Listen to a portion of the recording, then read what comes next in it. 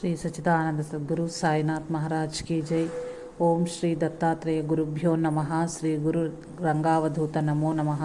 विश्वनेस्तं श्री रंगावधूत चरितामृतम् अध्यायं 26 नर्मदा परिक्रम पर्वं తద్భిన్నం శ్రీరంగ దీక్ష పరిక్రమం. నర్మదా పరిక్రమం చేసే వారిలో అధిక శాతం మంది ఏదో ఒక కోరిక తీరేందుకై ఈ ప్రదక్షిణ చేస్తారు. కానీ శ్రీ స్వామి రంగావధూత తీరే వేరు, ఏ కోరిక లేదు. మరి ఎందుకు ఈ ప్రయాస?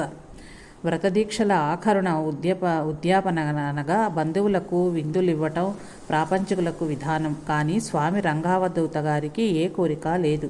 శ్రీ దత్తపురాణం 108 పారాయణాలు నారేశ్వర్లో ఏకాంతంగా తపోదీక్షలో భాగంగా పూర్తి చేశారు. పారాయణ ముగింపు సందర్భంగా ఉద్యాపంగా ఆధ్యాత్మిక పరమైనదే చెయ్యాలని నర్మదా ప్రదక్షిణ నిర్ణయించుకున్నారు.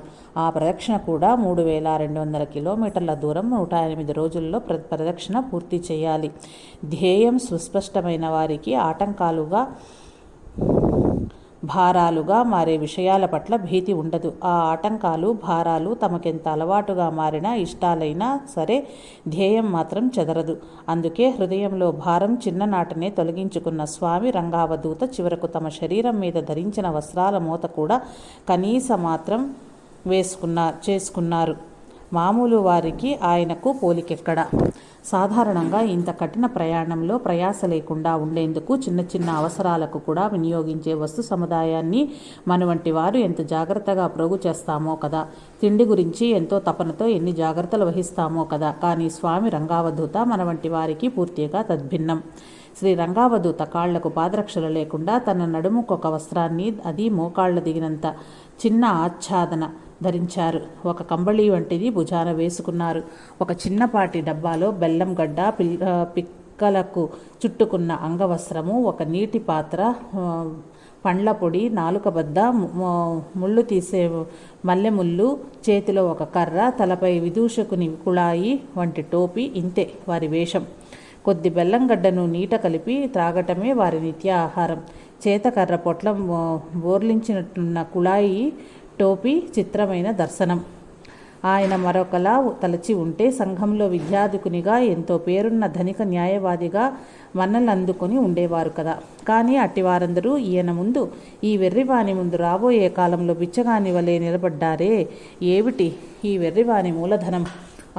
అది తరగని చెదరని ఆత్మానందానుభూతి, గురు కటాక్షం. ఈ మూలధనం ముందు అన్నీ దిగుదుడిపే కదా. నదీ పరిక్రమం సమయంలో కావాలని శ్రీ స్వామివారు ఆంగ్ల భాష లేదా సంస్కృత భాష మాట్లాడేవారు కాదు. ఈ భాషలో మాట్లాడేవారిని విద్యావంతులుగా గుర్తించి సామాన్య ప్రజానీకం వారికి కావలసిన ఎలాంటి సహాయాన్నైనా అందజేసేవారు. కేవలం సాధు సత్పురుషుల సందర్శనం కోసం, పవిత్ర క్షేత్రాల దర్శనం కోసం మాత్రమే యాత్ర జరిపే శ్రీ స్వామివారు తాను విద్యావంతుడని తెలియనిచ్చేవారు కాదు. మరాఠీ భాష మాట్లాడబడే ప్రాంతాలలో పరిక్రమ యాత్ర జరుగుతున్నప్పుడు శ్రీ స్వామివారు కావాలని మరాఠీ మాట్లాడేవారు కాదు. అప్పుడు హిందీనో గుజరాతీలోనో మాట్లాడేవారు. ఆ ప్రాంతాలలో మరాఠీ మాట్లాడితే గౌరవ మర్యాదలు సౌకర్యాలు లభిస్తాయి. శ్రీ స్వామివారు అవి వాంఛింపరు కదా. మరాఠీ శ్రీ స్వామివారికి మాతృభాష. తాను కేవలం ఒక సామాన్య యాత్రికుడిని తలిచే ఆయనకు కీర్తి, సంపద, వస్తులాభం, అవసరమైన సౌకర్యాలు, ముఖ్యమైన ప్రముఖ వ్యక్తులకు అందించే లాంఛనాలు తదితరాలతో ఆయనకు ఏమి పని? భగవంతుని మీద భారం వేసి నిరంతరం ఆయన స్మరణతో ముందుకు సాగారు శ్రీ రంగావధూత. పగలు రాత్రి తేడా లేకుండా ఓపిక ఉన్నంత వరకు శ్రీ స్వామివారు నడుస్తూనే ఉండేవారు. రోజుకు సుమారు 50 కిలోమీటర్లకు తగ్గకుండా నడిచేవారు. ఒక్కొక్క రోజు 80 కిలోమీటర్లు కూడా నడిచేవారు. వారి ప్రయాణం యావత్తు సాధకులకు పాఠ్యపుస్తకం, మార్గదర్శకం. సామాన్యులకు అద్భుతం. వారికేమో తల్లి ఒడిని విడవని బిడ్డ కలిగే ఆనందం నదీ ప్రవాహం. దుఃఖస్వరూపం తెలుసుకుందామని శ్రీ రంగావధూత విద్యాధికులని తెలిసిన కొందరు సాటి పరిక్రమ వాసులు ఎందుకు ఈ కష్టం, ఏమి తెలుసుకోవాలని, ఏమి పొందాలని ఇంత ప్రయాసాన్ని అడిగారు. అందరూ దుఃఖ నివృత్తికై ఆనంద ప్రాప్తికై ఈ పరిక్రమ చేస్తారు. అందరూ దుఃఖం అంటారే, అదెలా ఉంటుందో నాకు తెలియదు. నా అన్వేషణ దుఃఖం కొరకు. ఈ కఠినమైనది చెప్పబడుతున్న తటయాత్రలోనైనా దుఃఖస్వరూపం తెలుస్తుందేమో చూద్దామని సమాధానం చెప్పిన శ్రీ స్వామివారికి అది దుఃఖం మాత్రం దొరకలేదు. అది వెర్రి సమాధానంగా అనిపించేది. అడిగిన వారికి ఏదో కావాలన్న కోరిక, దానికి అవసరమైన వస్తువు పట్ల, పరిస్థితుల పట్ల మోహం కలిగిస్తుంది. శ్రీ స్వామి రంగావధూత విగత మోహుడు, విగత రాగి కూడాను. ఇతరులపై ఆధారపడేది లేదు. నర్మదా పరిక్రమంలో శ్రీ స్వామివారు ఆకలి వేసినప్పుడు తమ దగ్గర ఉన్న బెల్లంగడ్డతో కొంత నర్మదా జలంతో కలిపి త్రాగేవారు. మార్గమధ్యంలో ఎవరైనా భక్తులు పక్వాహారాన్ని సమర్పిస్తుంటే స్వీకరించేవారు. అంతే తప్ప ఆహారం కోసం కానీ ఇతర సౌకర్యాల కోసం కానీ ఎవరిని ఏనాడు యాచించలేదు. ఏమి లభ్యం కానప్పుడు నర్మదా జలం మాత్రమే త్రాగి తమ నడక సాగించేవారు. బాగా అనారోగ్యం చేసి నడిచేందుకు శక్తి లేనప్పుడు మాత్రమే నడక ఆపి నర్మదా తీరాన ఏ సత్రాలలోనూ ఏ చెట్టు క్రిందనూ విశ్రాంతి తీసుకునేవారు. ఎవరిని ఏ సహాయమూ అడిగేవారు కాదు. ఒకసారి పరిక్రమంలో ఒక ఉన్నత స్థాయి వ్యక్తి శ్రీ స్వామివారిని కలవటం జరిగింది. శ్రీ స్వామివారి వ్యక్తిత్వాన్ని గమనించి గొప్పవాడుగా గుర్తించిన ఆ వ్యక్తి స్వామివారి మిగిలిన యాత్ర సుఖవంతంగా ముగియుటకు తన బంధువులకు, స్నేహితులకు తగిన సూచనలు జారీ చేశాడు. ఎప్పుడెప్పుడు స్వామివారు ఏ ఏ ప్రాంతాలు సమీపిస్తారో ఆయా సమయాలలో ఆయనకు ఎలాంటి వసతులు, సౌకర్యాలు కల్పించాలో ముందుగా తెలియజేశారు. కానీ భగవంతునిపైనే ఆధారపడే మనస్తత్వం గల శ్రీ స్వామివారు తమ ప్రయాణాన్ని కుదించటం లేదా ఆలస్యం చేయటం ద్వారా అతడి సేవలను తృణీకరించారు. యాత్రికుల సేవను విస్మరించలేదు.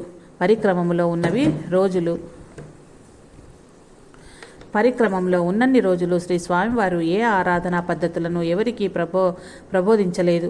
తాను విశ్వసించి ఆరాధిస్తున్న విధానాలను కూడా చెప్పేవారు కాదు. సాధ్యమైనంత వరకు ఒంటరిగా ఉంటూ అవసరమైనప్పుడు పరిక్రమకే ఎక్కువ సమయం కేటాయిస్తూ సాధ్యమైనంత ఎక్కువ దూరం నడవటానికి ప్రయత్నం చేసేవారు. శ్రీ స్వామివారు యాత్రికుల సందోహాల నుండి వేరుగా ఉంటున్నప్పటికీ బలహీనులు, రోగగ్రస్తులైన యాత్రికులకు సేవ చేయటానికి ఎప్పుడు ముందుండేవారు. యాత్రికుల పాదాలలో విరిగిన ముళ్లను తామే స్వయంగా తీసివేసేవారు. అనారోగ్యం కోసం నీరు, పాలు, పళ్ళు లాంటివి దగ్గరలోని అందుబాటు ప్రదేశాలలో సంపాదించి తెచ్చి ఇచ్చేవారు. ఎగుడు తిరుగుడు రాతి ప్రదేశాలను దాటుతున్నప్పుడు, ముఖ్యంగా కోసురాళ్లతో కూడిన నదీ గర్భాన్ని దాటుతున్నప్పుడు కుంటివారైన వికలాంగులకు ఆసరాగా నిలిచి సహాయపడేవారు. ఇలా యాత్ర పూర్తయ్యే వరకు సాటి పరిక్రమవాసులకు సేవ చేస్తూనే ఉన్నారు. అవధూత చింతన శ్రీ గురుదేవదత్త. ఓం శ్రీ దత్తాత్రేయ గురుభ్యో నమ. శ్రీ గురు రంగావధూత నమో నమ. విశ్వనేస్తం శ్రీ రంగావధూత చరితామృతం అధ్యాయం 27. నర్మదా పరిక్రమ పర్వం. నడిపిస్తున్న భగవత్ అనుగ్రహం. తటయాత్రలో ఒకసారి బాగా నీరసంగా అనిపించింది శ్రీ స్వామివారికి. అయినా తమ నడక ఆపలేదు. వెళ్ళగా నీరసం అధికమైంది. అప్పుడది మధ్యాహ్న సమయం. నీరసంతో స్నానం చేయలేమోనని అనుకున్నారు. అయినా నర్మదామాత నీటి ఒడిలో మునిగి లేసేసరికి సత్వం చేకూరింది. మరొక మునక, ఆ తర్వాత మరొక మునక, అంతే.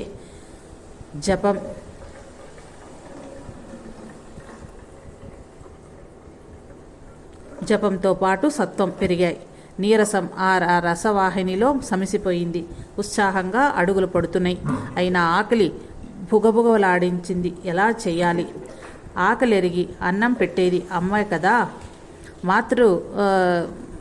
మాతృచేల పుటంచుల గమనిస్తున్న శ్రీ స్వామివారి ఎదుట కాల్చిన రొట్టె, దానిపైన వెన్న వేసిన ఒక రాతిపై ఉంచబడి కనిపించాయి. ఆ రొట్టె, వెన్న ఎవరి కోసమోనని తలచి వాటిని అక్కడనే విడిచి అడుగు సాగించారు శ్రీ స్వామివారు. మరికొంత ముందుకు పోగా మరలా తాజా రోటి కనిపించింది. కాకుంటే ఈసారి దానిపై వెన్న లేదు. ఇక రూఢిగా అది నర్మదామాత అందించిన ప్రేమ కబళమని గ్రహించి దానిని తీసుకుని ఆకలి తీర్చుకుని యాత్ర సాగించారు శ్రీ స్వామివారు.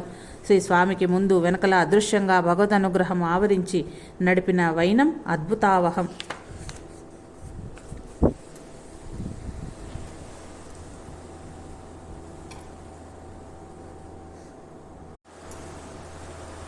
దారి చూపేందుకు దేవుడే దిగి వచ్చాడు. ఒక పర్యాయం శ్రీ రంగావధూత దత్తస్మరణ తాదాత్మ్యంతో నడుస్తూ ఉన్నారు. చాలాసేపటి వరకు పరిసరాలు తెలియలేదు. గమనిస్తే మిగిలిన పరిక్రమవాసులెవరూ ముందు వెనకాలేరు. ఆయన ఒక్కరే అడవిదారిన నడుస్తున్నారు. నడక ఇంకా చిక్కటి అడవి వైపుకే సాగుతోంది. ఓహో, దారి తప్పానన్నమాట అని గ్రహించి తిన్నగా అడుగులేయసాగారు శ్రీ స్వామివారు. ఎదురుగా భయంకరమైన అడవి తప్ప మరే మార్గము లేదు. తను దారి తప్పి నట్టడివిలో ఉన్నానని శ్రీ స్వామివారు గ్రహించారు. చేసేదేమీ లేక అలాగే ముందుకు నడుస్తున్నారు. ఒక చోటకు వచ్చేసరికి వేరువేరు దిక్కులకు తీసుకువెళ్లే 2 బాటలు కనిపించాయి. అందులో తను వెళ్ళవలసిన బాట ఏదో స్వామివారికి తెలియదు. ఏ బాట ఎంచుకోవాలో తెలియక అలానే నిలబడిపోయారు. అప్పుడు అక్కడే ఒక చోట ఒక పల్లెటూరి వాడు చెట్టు కొడుతూ శ్రీ స్వామివారిని చూచాడు. మన శ్రీ స్వామివారి వేషం తీరుబట్టి పరిక్రమవాసిగా భావించి దగ్గరికి చేరి, స్వామి, మీరు తటయాత్రికులే కదా, దారి తప్పినట్లు ఉన్నారు. ఎటు నాకు ఊరిలో పని ఉంది, అటే వెళ్ళాలి, నాతో నడవండి, సరైన దారి చూపుతాను అని చెప్పి స్వామిని వెంటబెట్టుకుని నడవసాగారు. కొంత దూరం నడిచేసరికి గ్రామం పొలిమేరకు సమీపించింది. సరైన దారిలో వెళ్తున్న యాత్రికులు దగ్గరలోనే కనిపించగా ఆ పల్లెటూరి వ్యక్తి, అయ్యా, వెళ్తూ ఉండండి, నేనక్కడ నీరు త్రాగి వచ్చి కలుస్తాను అని చెప్పి పొదల మాటకు వెళ్ళాడు. శ్రీ రంగావధూత గ్రామం వైపు కొంచెం ముందుకు చేరి ఆ వ్యక్తి కోసమే ఎదురు చూస్తూ నిలబడి ఉన్నాడు. దేవుడిలా వచ్చి దారి చూపినందుకు కృతజ్ఞత నర్పించి వెళదామని వేచి ఉన్నారు స్వామివారు. కానీ అతడు ఎంతకు రాలేదు. దేవుడే వచ్చి దారి చూపాడని ఆనందంతో ముందుకు సాగిపోయారు శ్రీ స్వామివారు. భగవంతుడే సర్వస్వం అనుకునే వారికి దారి చూపేందుకు ఆయనే దిగిరాక తప్పదు కదా. సాధువులను ఆదరించడం,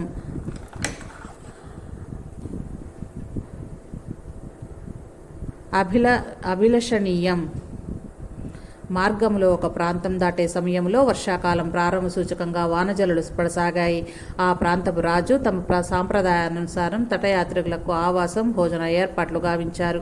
వర్షారంభంలో నర్మదామాతకు ఘనంగా పూజాధికాలు చేసి సాధు భోజనం ఏర్పాటు చేయటం ఒక పర్వదినంగా నడిపించే ఆచారం ఆ రాజుల అలవాటు. కానీ ఆ ప్రాంతపు రాజు చనిపోయిన కారణంగా రాణిగారి సోదరుడు పెత్తనం జలాయిస్తున్నాడు. రాజకుమారుడు చిన్నవాడు కావటం మరో కారణం. రాణిగారి సోదరుడు తన అనవసరపు పెత్తనముతో అనవసరపు ఖర్చులు వద్దంటూ నదీ పూజకు క్లుప్తంగా ఏర్పాట్లు చేయమని ఆజ్ఞాపించాడు. ప్రజలు నిరాశ చెందారు. కానీ చిన్నవాడైన రాకుమారుడు మేనమామను వారించి మంచి కార్యం చేయటంలో వంశ మర్యాద, ప్రజాభీష్టం నెరవేరేలాగా ఆ పండుగ యథాపూర్వం ఘనంగా నిర్వహించాడు. తటయాత్రికులకు భోజనాది వసతుల ఏర్పాట్లు చేసి ప్రజల మన్ననలు, సాధు సత్పురుషుల ఆశీస్సులు అందుకున్నాడు. అది రంగావధూత గారికి ఎంతో నచ్చింది. చిన్నవాడైన వంశ మర్యాద కాపాడుకున్న ఆ చిరంజీవిని మనసారా ఆశీర్వదించి ముందుకు సాగారు.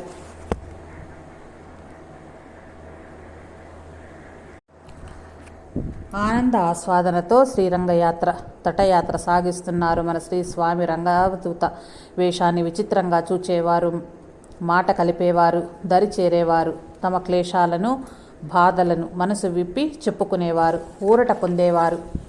శ్రీ రంగావధూత తమ దగ్గరకు చేరే సాటి తటయాత్రికులకు కొందరకు ఊరట ఇవ్వటమే కాక పరిష్కారాన్ని సూచించేవారు.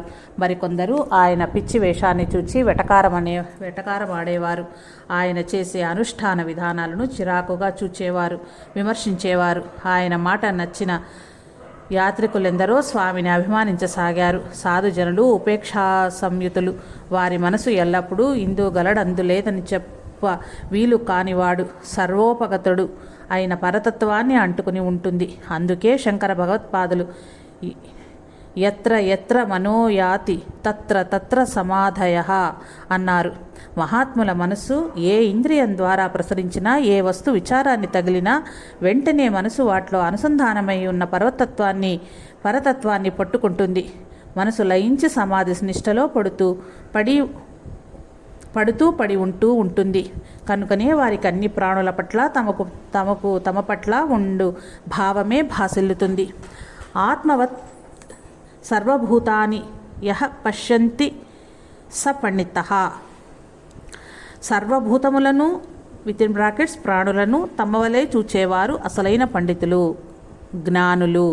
అందువల్లనే వారి పోకడలు, వేషం బహు విచిత్రంగా కనపడుతుంది ఇతరులకు. దత్తుని స్తోత్రంతో చెప్పిన బహువేష విచిత్ర దత్త అన్న విషయం మన స్వామివారికి కూడా వర్తించడం సామాన్యమే కదా. శ్రీ స్వామి చేస్తున్న నర్మదా ప్రదక్షిణ తపోమయమైన ఉద్యాపన అదెంతో శుద్ధం, ప్రత్యేకం. ఆ ఆనందాన్ని ఆస్వాదిస్తూ సాగింది వారి యాత్ర. అన్ని ప్రాణులకు దాహాన్ని తీర్చి, ఆకలి తీర్చి, చల్లని అలల గాలితో బడలిక తీర్చి, స్నానంతో పవిత్రతనిచ్చి ఆవాసాన్నిచ్చే ఆ నర్మదామాత, ఆ శివపుత్రిక పరమేశుని లక్షణాలతో దయాంతర్గమై సాగుతూ మన రంగ హృదయాన్ని ఆనంద వీచికలలో ఓలలాడించింది. చూపుల మంత్రజాలం, ఎలుగుల ఆనంద హేళ. పరిక్రమవాసులు రాత్రి సమయంలో నది ఒడ్డున విశ్రాంతి తీసుకునేవారు. అడవి జంతువుల భయం వలన వారు గుంపులుగానే కలిసి ఉండేవారు. రాత్రంతా నెగడు వెలుగుతూ ఉండవలసిందే. మంట కనపడితే జంతువులు సమీపించవు. ఆరు బయట సైనించటం వలన కలిగే చలిబాధ నుండి కూడా ఆ నెగడు వెచ్చదనం వారిని కాపాడుతుంది. రొట్టెలు కాల్చుకోవటానికి ఆ నిప్పులు ఉపయోగపడతాయి. పగలు నెగడు అవ్వక్కర్లేదు. కానీ ఏ క్షణం ఎటువైపు నుండి క్రూర జంతువులు దాడి చేస్తాయో పసిగట్టడం కష్టం. ఒకసారి పరిసరాలు గుర్తించక శ్రీ రంగావధూత నడక సాగుతుండగా వెనుక నుండి స్వామి ఎలుగుబంట్లు పారిపోండి, పారిపోండి, పరిగెత్తండి కేకలు వినిపించాయి ఆయనకు. శ్రీ స్వామివారు వెనుదిరిగి చూచారు. 3 ఎలుగుబంట్లు నది నీటి వద్ద ఉండి మెల్లగా మెట్ల వైపుగా ఎగురుతూ దూకుతూ వస్తున్నాయి. యాత్రికులను కదలకుండా నిలబడమని చెప్పి శ్రీ స్వామివారు తాము ఉన్న చోట కదలక నిలిచిపోయారు. చేతి కర్రను నేలపై టకటకలాడిస్తూ గురుదేవదత్త, గురుదేవదత్త అని పెద్దగా ఉచ్చరిస్తూ తమ వైపుకు వస్తున్న ఎలుగుల చూపులో చూపు నిలిపి తదేకంగా చూడసాగారు. అవి అలాగే ఆయన వైపు చూస్తూ కాస్త సమీపానికి వచ్చాయి. ఆయన చూపుల మంత్రజాలం వాటిని పరవశింపచేసిందేమో. ఆనందంగా గెంతుతూ వెనుతిరిగి వెళ్ళిపోయాయి. అడవులలో అదృశ్యంగా ఉండే తపస్వులు రంగావధూత వంటి మహాత్ములను అలా దర్శించి వెళ్లారనిపిస్తుంది. ఒకరి దర్శనం ఒకరికి దక్కిన ఫలమిది. అవధూత చింతన. శ్రీ గురుదేవదత్త.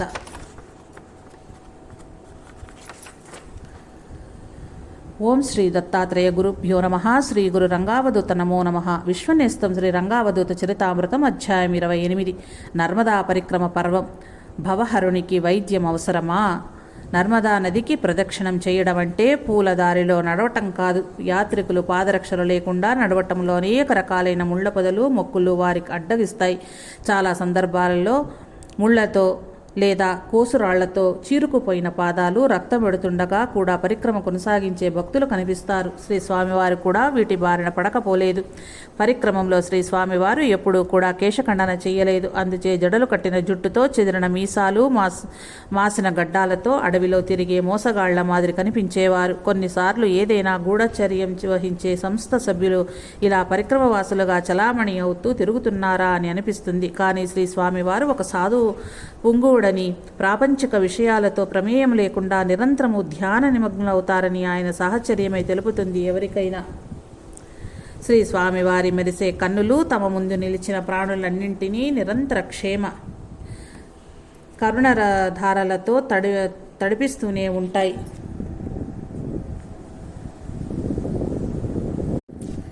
పరిక్రమంలో ఎప్పుడైనా సుస్థిగా అనిపిస్తే నిరంతర దైవ చింతనాపరులైన శ్రీ స్వామివారు మందులు కూడా తీసుకోరు. చాలాసార్లు జ్వరం, వాంతులతో బాధపడుతూ ఎవరిని వైద్య సహాయం అడగలేదు. శరీరానికి సేవలు చేయించుకోనూ లేదు. ఒక పర్యాయం నిరంతరము నడక వలన, ఆహార నిద్ర సరిగా లేకపోవటం వలన శ్రీ స్వామివారికి జ్వరంగా ఉన్నది. దాంతో శ్రీ స్వామివారు విశ్రాంతి కోసంగా ఒక సత్రంలో విశ్రమించారు. ఆ రోజులలో నర్మదా పరివాహక ప్రాంతంలోని రెవెన్యూ అధికారులకు పరిక్రమవాసుల ఆరోగ్య పరిస్థితిని సమీక్షించవలసిన అవసరం ఉండేది. అందులో భాగంగా ఒక పోలీస్ అధికారి సత్రంలో ప్రవేశించి శ్రీ స్వామివారితో మీకు అస్వస్థగా ఉన్నదా అని అడిగారు. లేదు, నేను నడక వలన అలసిపోయానంతే అని చెప్పారు శ్రీ స్వామివారు. కానీ శ్రీ స్వామివారి బలహీనమైన స్వరము, శరీరము చూచి ఆ పోలీస్ అధికారి వెంటనే డాక్టర్ను పిలిపించాడు. శ్రీ స్వామివారిని పరిశీలించిన వైద్యుడు తప్పనిసరిగా వైద్యం తీసుకోవలసిందని చెప్పాడు.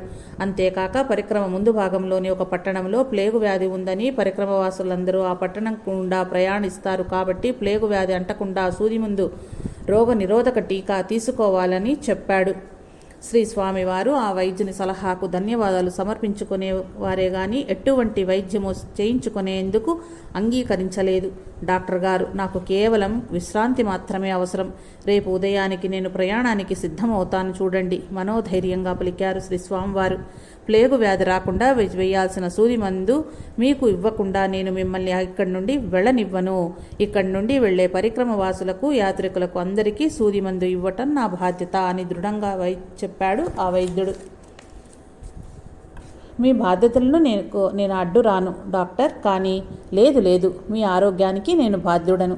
మంచిది డాక్టర్ గారు, నా ఆరోగ్యానికి నేనే బాధ్యుడని మరెవరూ కాదని మీకు వ్రాసి ఇవ్వమంటారా అని శ్రీ స్వామివారి పలికినా కూడా డాక్టరు తాను వేస్తానన్న రోగనిరోధక టీకా గురించి తన పట్టు వదిలేటట్లు కనిపించటం లేదు.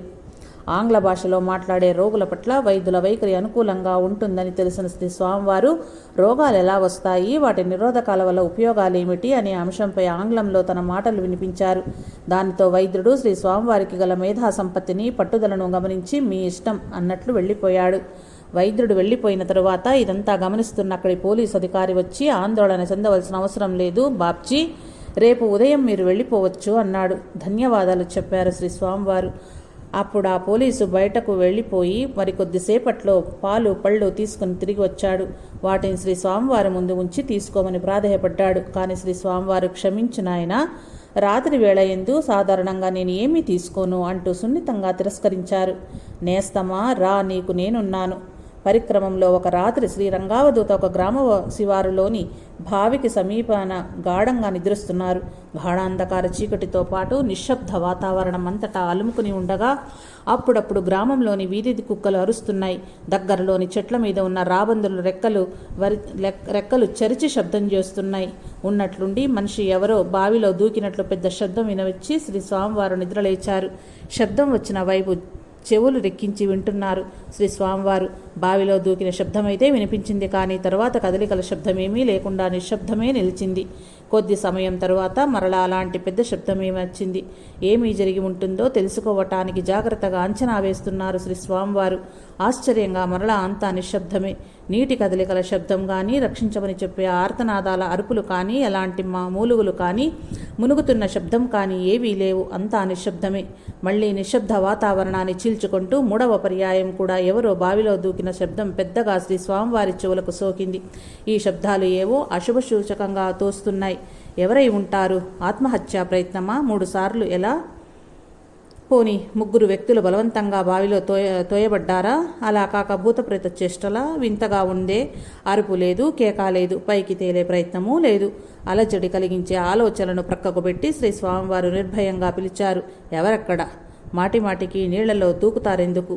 నేస్తమా, ఒంటరితనంతో విసుగ్గా ఉన్నదా? ఇటురా, నీతో మాట్లాడడానికి నేనున్నాను. నీ సందేహాలన్నీ నాతో మాట్లాడి తొలగించుకో. నన్ను నీ స్నేహితుడో తోబొట్టువో అనుకో. అవతలి వైపు నుండి ఎలాంటి ప్రతిస్పందన లేదు. నువ్వెవరివైనా కానీ దయచేసి నిశ్శబ్దంగా ఉండు. మిగిలిన రాత్రంతా నన్ను నిద్రపోని అని పలికి శ్రీ స్వామివారు తిరిగి పడుకున్నారు. తరువాత ఎలాంటి శబ్దమో శ్రీ స్వామివారు వినలేదు. హాయిగా నిద్రించారు. దైవత్వం ముందు కపటత్వం, ఓటమి పాలు. ఒకరోజు నర్మదా పరిక్రమ దారిలో కొందరు గిరినారి యాత్ర చేసి వస్తున్న సాధువులు, గిరినారులు 3 శ్రీ రంగావధూతను కలిశారు. ఏకాంత ప్రియులు, విచిత్ర వేషధారి అయిన మన మహారాజ్ రంగావధూత అవసరమైతేనే తప్ప మాట్లాడక మౌనంగా తనలో తాను ఆనందాన్ని ఆస్వాదిస్తూ ఉంటారు. దాంతో ఆ సాధువులకు రంగావధూత పట్ల చులకన భావన ఏర్పడింది. ఆ రోజు పరిక్రమంలో సాయంత్రం అయింది. అది శూలపాణేశ్వరంలోని దట్టమైన అడవి భాగం. సమీపంలోని నర్మదా మరియు దేవ్ నదుల సంగమ ప్రదేశంలోనే ఆ రాత్రంతా గడపాలని శ్రీ రంగావధూత నిశ్చయించుకుని అక్కడికి చేరారు. ఆ గిరినారి సాధువులు కూడా అక్కడే చేరారు. సూర్యుడు అస్తమిస్తున్నాడు. మహారాజ్ నర్మదామాత ఒడిలోకి దిగి స్నానమాచరించి ఆ సాధువులకు దూరంగా తమ అనుష్ఠానం పూర్తి చేసుకుని ఒక బండ వద్ద కూర్చున్నారు. చీకటి పడింది. ఆ రాత్రి సాధువులు నెగడు వెలిగించి దాని చుట్టూ కూర్చున్నారు. మన రంగావధూత ఎక్కడ తమ దగ్గరకు వచ్చి కూర్చోమంటారేమోనని తలచిన వాళ్ళు నదీ ప్రవాహానికి దగ్గరగా వెళ్ళి ఉండమని స్వామివారికి చెప్పారు. వాళ్ళు గంజాయి వంటి మత్తు పదార్థాలు సేవిస్తుంటారని, అట్టి వారికి దూరంగా గడపడమే మేలని తలచిన శ్రీ స్వామివారు నదీ గర్భానికి దగ్గరగా, నదీ సంగమానికి దగ్గరగా, అంటే ప్రవాహానికి దగ్గరగా ఆసీనులయ్యారు. జలాహారాన్ని తీసుకుని ఆత్మనిష్టలో అక్కడ పరుచుకున్న నిశ్శబ్దంలో భాగంగా కలిసిపోయి ఆనందంగా కూర్చున్నారు. అర్ధరాత్రి గడిచింది. సాధువుల వెనుక పొదలలో ఏదో సంచరిస్తున్న సవ్వడి వినిపిస్తోంది. మహారాజ్ పెద్దగా అరిచి తమకు దూరంలో నెగడు వద్ద నిద్రిస్తున్న ఆ సాధువులను నిద్రలేపి హెచ్చరించారు. నెగడును ప్రజ్వలింపచేయమని చెప్పారు. ఇంతలోనే పులి గాండ్రింపు వినబడింది. సాధువులు భయంతో నెగడును ప్రజ్వలింపచేసి భయంగా మేలుకొని కూర్చున్నారు. వారికి తెలియకనే మాగన్నుగా ఎప్పుడో నిద్రపట్టింది. తెల్లవారేందుకు ఇంకా సమయమైంది. మహారాజ్ ధ్యాన నిమీలితులై ఉన్నారు. తమకు వెనుక ఉన్న పొదల వైపు నుండి తమ తల మీదుగా ఓ గాలితెర వేగంగా కదలటం తెలిసి కనులు తెరిచారు శ్రీ స్వామివారు. ఆ కదలికకు ఆ సాధువులు ఉలిక్కిపడి లేచారు. ఇదంతా క్షణకాలంలో జరిగిపోయింది. అలా వేగంగా గాలితెరలా కదిలిన కదలిక ఒక పెద్ద పులిది. అలా వెనుక నుండి ఎగిరి గంతేసిన పెద్ద పులి మహారాజ్ ఎదుట కొద్ది దూరంలో నిలిచింది. అది మహారాజును. ఆయన దానిని క్షణం చూచుకున్నారు. చాలా పొడవైన ఎత్తైన పెద్ద పులి అది. ఆ దృశ్యాన్ని చూస్తూ ఉన్న సాధువులకు ఆ చెలిలో చెమటలు పట్టసాగాయి. శ్రీ స్వామి మరియు పులి ఇరువురి చూపులలో ఏ భావాలు ప్రతిఫలించాయో కానీ ఇంతలో అంతే వేగంతో పొదల మాటుకు వెళ్ళిపోయిందా పులి. తల్లీనుడైన ఆ తన భక్తుని చూడటం కొరకు పెద్ద పులిగా వచ్చింది ఆ దత్తుడేనేమో. కాసేపటిలో సూర్యోదయమైంది. అప్పటికి తేరుకున్నారు ఆ సాధువులు. మహారాజ్ వాళ్ల చెంతకు వచ్చి అసలేం జరిగిన విధంగా ఎప్పటిలాగా బాగా నిద్ర పట్టింది కదా, ఇక ప్రస్థానానికి త్వరగా తెమలండి అంటూ స్నానానికి వెళ్ళారు. నిజానికి ఆ సాధువులు మోసపూరిత స్వభావం ఉన్నవాళ్ళు. శ్రీ స్వామివారిని నదీ జలాలకు దగ్గరగా వెళ్ళి గడపమని చెప్పటం వెనుక అసలు విషయం. నీళ్ల కోసం పులి వంటి క్రూరముగాలు గనుక వస్తే ముందుగా తాము అక్కడి నుండి తప్పుకుపోవటానికి సమయం ఉంటుంది అనేది వాళ్ల కుతంత్రతం. కానీ ఎవరినైతే పిచ్చివాడిగా తలిచి దూరంగా పెట్టి క్రూరముగాల బారిన పడేలా చేసి తాము తప్పుకోవాలని చూచారో ఆ పిచ్చి మహారాజు వలన తమకు ప్రాణగండం తప్పిన విషయం విషదమై క్షమించమని ఆయనను ప్రాధేయపడ్డారు. పులులు నీరు త్రాగటానికి ఇక్కడకు వస్తాయని మాకు తెలుసు. మమ్మల్ని కాపాడుకోవటానికి మిమ్మల్ని నదీ గర్భానికి దగ్గరకు వెళ్ళమన్నాం. మీరు ఎవరో దైవ సమానులుగా ఉన్నారు. మీరే మమ్మల్ని కాపాడారు. దయచేసి మమ్మల్ని క్షమించండి అని అర్థించారు ఆ సాధువులు. భగవంతుడు మీకు న్యాయ మార్గం చూపుగాక అంటూ శ్రీ రంగావధూత ముందుకు సాగిపోయారు. మహారాజ్ పట్ల న్యూన్యతాభావం స్థానంలో ఎనలేని గౌరవం ఏర్పడింది వారి హృదయాలలో. అవధూత చింతన శ్రీ గురుదేవదత్త. ఓం శ్రీ దత్తాత్రేయ గురుభ్యో నమః. శ్రీ గురు రంగావధూత నమో నమః. విశ్వనేస్తం శ్రీ రంగావధూత చరితామృతం అధ్యాయం 29. నర్మదా పరిక్రమ పర్వం. విడిచిపెట్టని కౌపీనం. పరిక్రమంలో ఒకసారి శ్రీ రంగావధూతతో కొందరు సాధువులు కలిశారు. వాళ్ళు శ్రీ స్వామివారి వేషాధారణను నిత్య అనుష్ఠానాన్ని చూచి ఆక్షేపించసాగారు. ఆయనను మాటలతో పరీక్షించాలనుకున్నారు. వారిలో ఒక సాధువు అడిగాడు, ఓ యువ బ్రహ్మచారి, నువ్వు లంగోటి కౌపీనం కట్టావు, దాని గురించి తెలుసా నీకు? దాని గురించి శృతులలో ఉటకించబడిన ఏ మంత్రమైనా శ్లోకమైనా నీకు తెలుసా? సహజంగానే గురుదేవులు ఎంతో పాండిత్యమో ప్రజ్ఞ కలిగిన బద్ధశాలి. వెంటనే అన్నారు, ఓ తప్పకుండా. శ్లోకం వినాలనుకుంటున్నారా? ఏ భాషలో చెప్పమంటారు? హిందీలో చెప్పమన్నారు ఆ సాధువులు. శ్రీ స్వామివారు ఆశువుగా హిందీలో కౌపీన ధారణ గురించి చెప్పారు. కాకుంటే కుటిల సాధువులు కౌపీనం కట్టినా వారు విడిచి పెట్టని కౌపీనం (బ్రాకెట్స్) ప్రపంచం గురించి చురకలు అంటించారు. శ్రీ స్వామివారు గొప్ప మనశ్శుద్ధి గలవారు. నడతలోని స్వచ్ఛతాబలం ఆయన మాటకు ఉండి ఎదుటి వారిని మార్చగలదు. అందువలన ఆయన మనస్సు స్వచ్ఛంగా, మాట స్పష్టంగా, భావ వ్యంగ్యంగా ఇలా తళుకించింది. లోభాకి లంగోటి లాల్చాకా దాగా, దునియార్ ఠగత్ ఫిరే లియే బేరాగా. మోహమనే దారాలతో నేసిన లోభమనే లంగోటి ధరించి లోకం కళ్ళు మోసంతో కప్పి కాషాయంలో ఎందరో దొంగ సాధువులు ఈ లోకంలో తిరుగుతుంటారు. కౌపీనం గురించి వారు చెప్పిన మాటలకు ఆ సాధువు నోళ్లు మూతబడ్డాయి. ఇక ఆ నోళ్లు ఆయన గురించి విమర్శించేందుకు మాత్రం తెరుచుకోలేదు.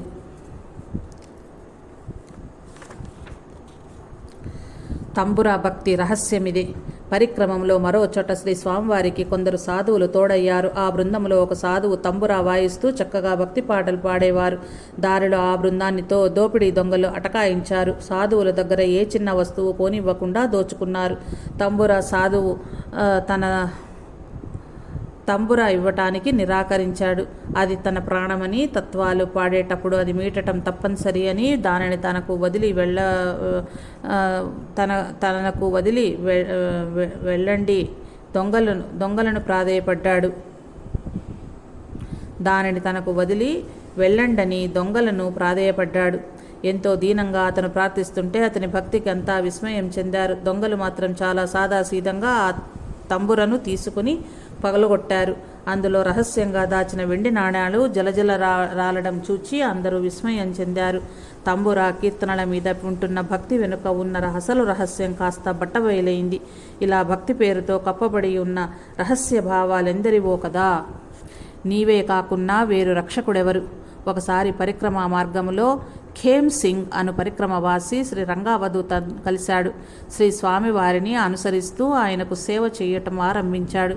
ఎవరికైనా సాధు సేవ దొరకటం నిజంగా అదృష్టమే. కానీ శ్రీ స్వామివారికి చేసే సేవ కంటే ఆయన పాటించే నియమనిష్టల కారణంగా జనులలో ఆయనకు పెరిగిన గౌరవం, దాంతో అడుకకనే సమకూరే వివిధ రకాల తినుబండారాల మీద అతనికి భక్తి అధికం. నిజానికి సేవ అనేది అతడికి ఒక సాకు మాత్రమే. అవసరమైనప్పుడల్లా శ్రీ స్వామివారికి త్రాగేందుకు మంచినీరు తెచ్చిపిస్తుండేవారు ఖేమ్ సింగ్.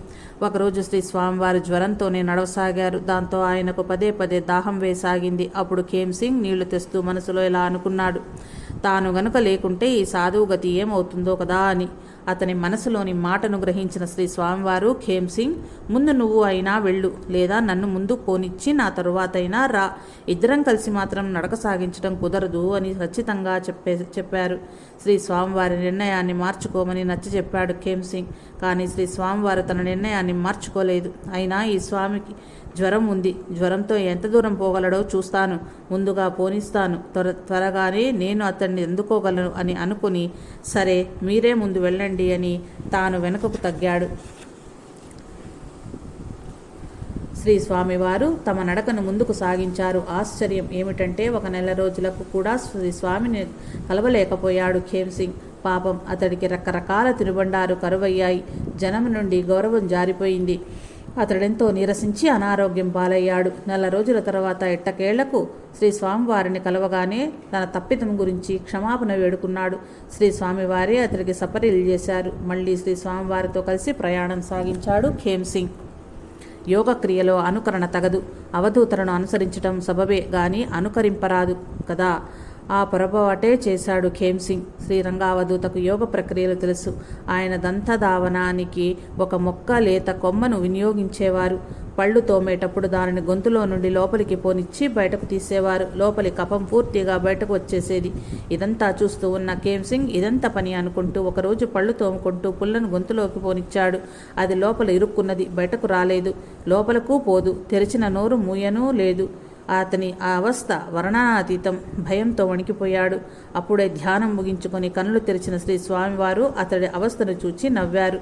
అతన్ని తలక్రిందలుగా వ్రేలాడదీసి ఆ పుల్లను మెల్లగా బయటకు లాగేశారు. అతనికి గండం తప్పింది. ఇక ఇలాంటి వేషాలు వేయరాదని ఒట్టు పెట్టుకున్నాడు ఖేమ్ సింగ్. అవధూత చింతన. శ్రీ గురుదేవదత్త.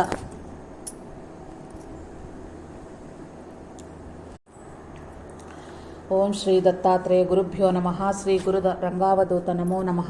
విశ్వనేస్తం శ్రీ రంగావధూత చరితామృతం. అధ్యాయం 30. నర్మదా పరిక్రమ పర్వం. ఉపేక్ష దిక్సూచిగా దరిచేరిన నావ.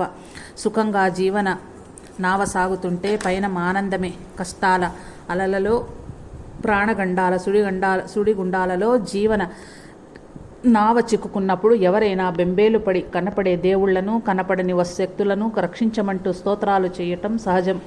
అలాంటి సమయంలోనూ ఆత్మానందంలో మునిగిన వారిని జనం వ్యర్థుడంటూ ఈసడిస్తారు.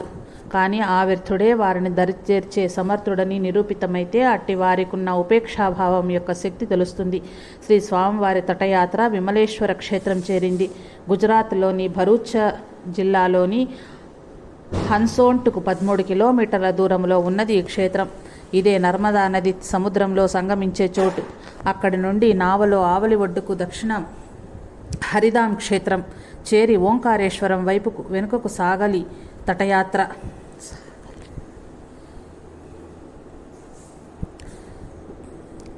దక్షిణ హరిదాం క్షేత్రం చేరి ఓంకారేశ్వరం వైపుకు వెనుకకు సాగాలి తటయాత్ర. సాధువులతో పాటుగా మహారాజ్ నావ ఎక్కారు. నర్మదామాతకు జై అనే నినాదాలతో పడవ సాగింది. నర్మద గంగానది వలె పైకి సామాన్యంగా కనిపించే ప్రవాహ వేగంతో ఉంటుంది.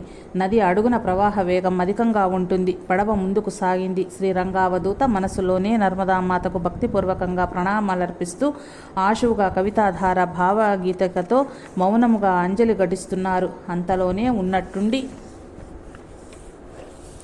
నర్మదా నది ప్రవాహ వేగంలో పడి నావ అదుపు తప్పింది. సుడిలో పడి గిరిగిరా తిరుగుతూ ఊగిపోసాగింది. సాధువులు హాహాకారాలు పెట్టసాగారు. ఒక సుడి నుండి మరొక సుడిలోనికి గిరివాటేసినట్లు పడి ఊగుతోంది నావ. అందరూ మునగటం చావటం ఖాయం సంగతి అర్థమైంది అందరికీ. కొందరు ప్రయాణికులు శుభంగా ప్రయాణం ముగియాలని దేవుణ్ణి ప్రార్థిస్తుంటే మరికొందరు భయస్థులు బిగ్గరంగా ఏడవటం మొదలుపెట్టేవారు. కొందరు కీచుగాత్రాలతో రోదన చేస్తూ ప్రక్కనున్న వారికి అతుక్కుపోతుంటే మరికొంతమంది భక్తులు తమను కరుణించమని నర్మదామాతను వేడుకుంటున్నారు. ఎట్టకేళ్లకు నిశ్చలమైన భక్తితో నర్మదామాతను ఏకకంఠంగా స్తోత్రం చేస్తున్నారందరూ. నదీ ప్రవాహాన్ని చూస్తూ నావలో ఒక అంచున నింపాదిగా కూర్చున్న మహారాజును చూచిన సాధువులు తీవ్ర కోపదిత్తులయ్యారు. చచ్చేటప్పుడైనా ప్రార్థన చెయ్యని పాషుండునివా ఏమి అని కేకలేశారాయనను. ఆహా, ఏమవుతుంది, అమ్మలో కలిసిపోతాం అంతే కదా. మరి ఈ పరిక్రమ ప్రయోజనం ఇది కాక మరేదైనా గొప్పది ఉన్నదా ఏమిటి? ఒకవైపు అమ్మ అంటూ గొప్పగా ప్రార్థిస్తూ మరొక వైపు ఆమెలో కలిసిపోయేందుకు జడుపెందుకు? మునిగిపోతే పరిక్రమ ఫలితం అందినట్టే కదా అని శ్రీ స్వామివారు అనగానే పిచ్చి పట్టిందా అన్నట్లు విచిత్రంగా చూశారందరూ. పోనీ నేను ప్రార్థిస్తే మీరు ఒడ్డు చేరుతారనే నమ్మకం ఉంటే సరే, నేను నర్మదామాతను ప్రార్థిస్తాను అని శ్రీ స్వామివారు ఆశువుగా తమలో తాము చేస్తున్న నర్మదాస్తవనంలోని చివరి శ్లోకాన్ని పైకి ఇలా చదివారు. భుక్తి ముక్తి ప్రదం రంగమోద ప్రదాం దుష్టజన దుఃఖదాం భక్తజన సౌఖ్యదాం కలిమలౌఘపహాం త్రివిధ తాపహాం శివాత్మజాం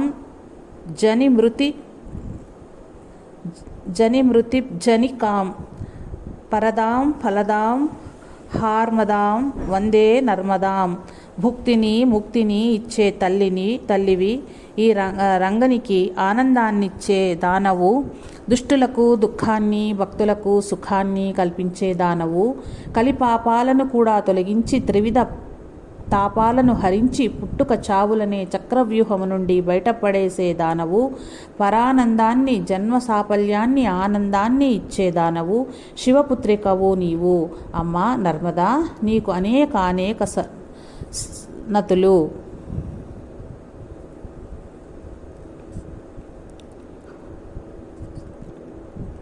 అలా మృదు మధురంగా స్తోత్రం అలలపై తేలియాడుతూ ధ్వనిస్తూ ప్రతిధ్వనిస్తూ అందరి మనసులలోనూ తనలో లీనం చేసుకున్నది.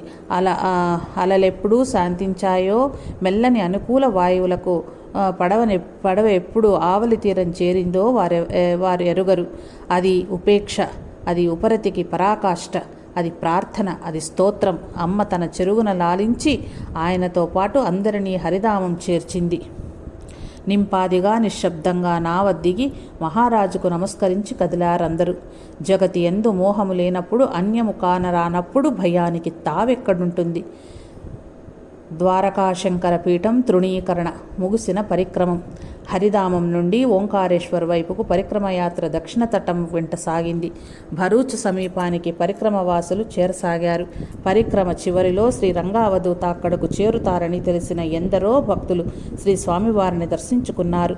ఆ సమయంలోనే ద్వారక శారదా పీఠాధిపతులైన శ్రీ చంద్రశేఖర స్వామీజీ భరూచ్లోనే ఉన్నారు. శ్రీ రంగావధూత అక్కడకు వచ్చినట్లు భక్తుల ద్వారా తెలిసింది స్వామీజీకి. మన స్వామి రంగావధూత నారేశ్వర్ చేరక మునుపు సంస్కృత ఉపాధ్యాయుడుగా ఉన్నప్పుడే ఆ స్వామీజీ కలిసి ఉన్నారు. ఆ పరిచయం స్వామీజీకి గుర్తొచ్చింది. శ్రీ చంద్రశేఖర స్వామీజీ ఎంతో గొప్ప ఆధ్యాత్మిక పీఠానికి అధిపతి అయినా కూడా వళామే అయిన నేటి రంగావధూత పట్ల వారికి ఎంతో ప్రేమాధారాలు కలవు. అందుకే ఆయనను తమ వద్దకు పిలిపించుకున్నారు. ఆయనతో ఆదరంగా మాట్లాడారు స్వామీజీ. కుశల ప్రశ్నలయ్యాయి. తరువాత చెయ్యబోయే విషయాలు ఏమిటి అని అడిగారు స్వామీజీ. ఉద్యాపన రూపంగా తటయాత్ర పూర్తి చేసుకుని 2-3 రోజులలో నారేశ్వరం చేరడమని వినయంగా చెప్పారు స్వామి రంగావధూత. రంగా అంటే ప్రేమ, మోహం, ప్రాపంచిక జీవన సుఖాల పట్ల ఉన్న రంగ మోహ భావం దూతమైనది. అంటే హోరు తుపాను గాలికి ఎగరగొట్టబడిన దానివలే తొలగిపోయింది మోహం. కేవలానంద ప్రాప్తి